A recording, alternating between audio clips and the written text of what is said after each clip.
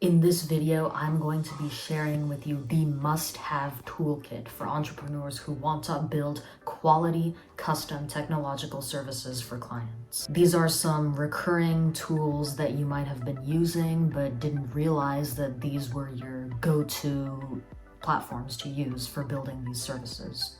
And so I'm going to be giving you guys a list of things that you should keep in your entrepreneurial toolbox that will basically make it easier to pick out all the different tools that you will end up using regularly like that when you're building those services.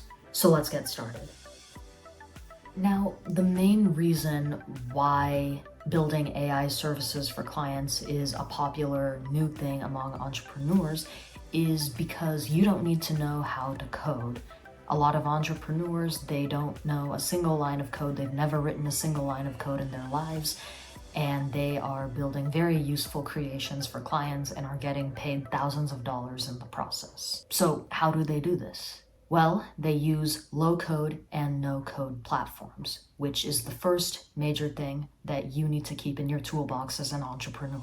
One of the best low-code platforms, in my opinion, is VoiceFlow. If you haven't seen my video where I used VoiceFlow as part of my 3-step process for building custom GPT services, I was working on a past project. It was a sales coach, and it was a Loom video where I was showing you guys the architecture behind the sales coach, and it was done through VoiceFlow. VoiceFlow allows you to build these AI creations in a very neat and organized manner. Essentially, as the name suggests, you can create voice applications and chat applications, which is the main use, apparently. You can do all of that without writing a single line of code.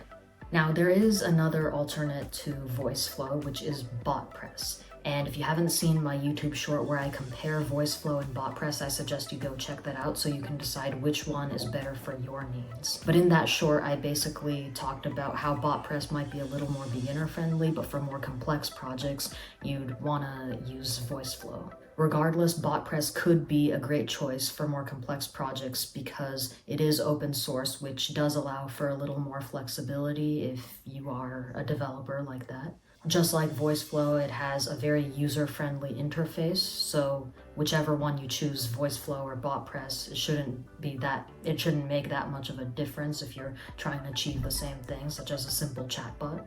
But as long as you learn how to work or how to use these no-code and low-code platforms, then they are very, very easy to use and will help you build some really awesome creations without writing a single line of code that can be worth thousands of dollars. And the best part is, using these tools, you can connect it with all these different integrations, such as Twilio, WhatsApp. So like if you want to build a chatbot that makes it look like you have the AI's phone number and you can have like an actual conversation, so it appears like the end product can come out very naturally. And you can also use automation services like Zapier to make your life a lot easier. So using these low-code tools, you can very quickly work with other well-known platforms to automate and make your life a lot easier for both yourself as the entrepreneur and for the client. Alright, so that's for the actual AI development. Next, let's talk about data management.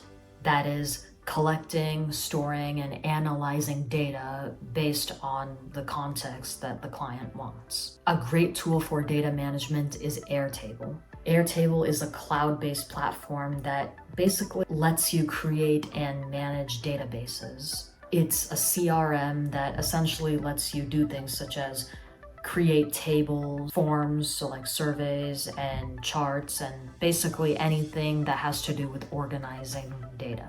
You can use Airtable to help with automating workflows and integrate into Slack, for example, if you're working with a team. I like Airtable a lot because you can manage your data with ease and flexibility. It's also a really great way to improve your own productivity as an entrepreneur, which is a big plus.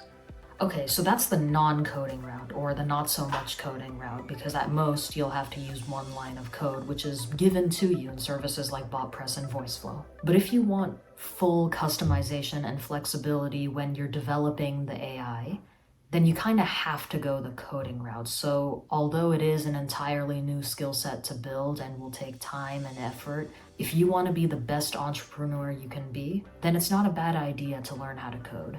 I suggest learning Python because Python is what's used in all machine learning and AI applications. And Python is also the language behind some of the tools that I'm going to discuss in this video.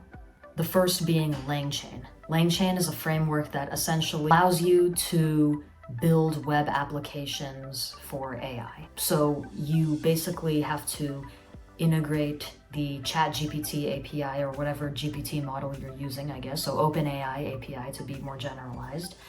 And by writing a few lines of code, there's two ways you can go about this. One is Python and another is JavaScript. But I tend to use the Python one because Python's easier to learn.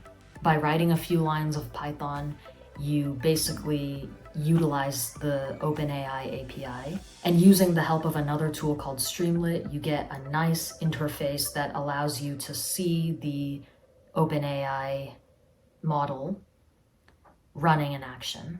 The most basic it can get when you're combining LangChain and Streamlit is a basic text box. It's all white in the background, and a basic text box for you to put your natural language prompt, so just plain English of what you want the AI to do, and then right underneath in that white space, it'll spit out text based on what you asked for it in the prompt. Obviously, once you get to learn Streamlit a bit more, which I'm still doing myself, you can build a nice, even better interface than just a blank text box and white space, because obviously if you're building an app for a client, it has to be a nicer background and it has to be customized towards what they want. Maybe you want it embedded, or maybe it's like one page in a web application. You never know. Perhaps they have a React front end and a Django back end, and what they ask you to do is to basically build a chatbot that's embedded into the website that the client has already built.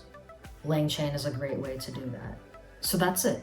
As you're building your AI services, these are the tools that you will basically need, and you can keep in your toolbox, and you can pick out of your toolbox depending on what the client wants. Using my recurring example, like if the client is a restaurant business owner and wants a chatbot embedded into their website for how to recommend things on their menu based on the user's dietary restrictions, you can use LangChain, or you can use VoiceFlow if it's something as simple as a chatbot, BotPress even.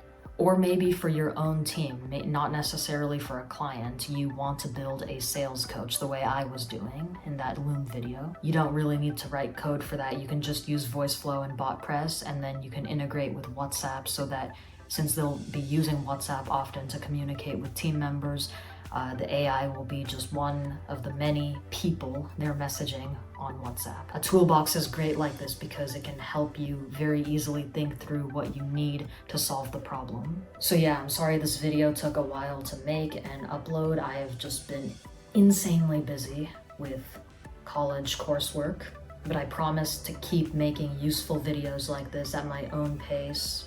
Let me know what other tools you think should be added to the must-have toolbox for entrepreneurs. Let me know in the comments down below, and I will definitely reply to you. So yeah, that's it for this video, and I will see you guys in the next one. Till next time.